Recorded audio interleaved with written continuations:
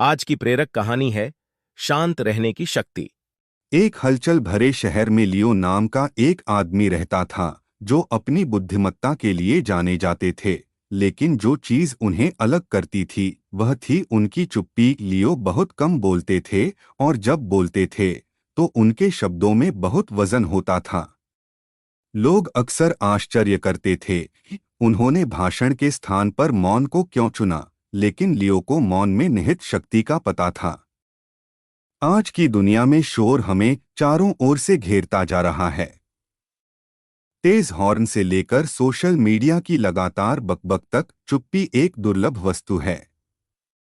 लोग अपने जीवन को शब्दों से भर देते हैं, अक्सर यह नहीं जानते कि सबसे गहन क्षण शांत रहने से आते हैं। लियो ने इसे अच्छी तरह से समझा और उस शांति को अपनाया जिससे अन्य लोग डरते थे। एक दिन सैम नाम का एक युवक लियो के पास आया, जिसने अपने अस्तव्यस्त भरे जीवन में निराशा होने से लियो से सलाह मांगी। उस समय ज्ञान की बातें कहने के बजाय लियो चुप रहे। सैम हैरान था, लेकिन उसने लियो के साथ चुपचाप बैठने का फैसला किया। जैसे जैसे मिनट बीतते गए, सैम के दिमाग का शोर भी कम होने लगा। सैम को ऐसी शांति का एहसास होने लगा जो उसने अब से पहले कभी अनुभव नहीं की थी।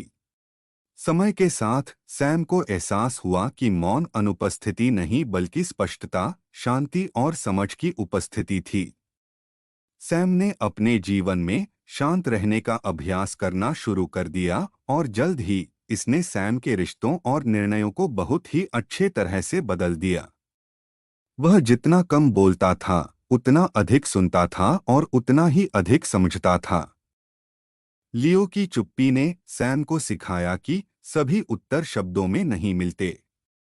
कभी कभी सबसे गहन सत्य अनखे होते हैं जो हमारे मन और हृदय की गहराइयों में चुपचाप पड़े रहते हैं। मौन ने सैम को शांत और एकाग्र मन से अपनी चुनौतियों का सामना करने की ताकत दी। शोर और निरंतर संचार को महत्व देने वाली दुनिया में शांत रहने की शक्ति को अक्सर कम समझा जाता है। फिर भी जैसा कि लियो और सैम ने पाया, मौन में एक अद्वितीय शक्ति होती है।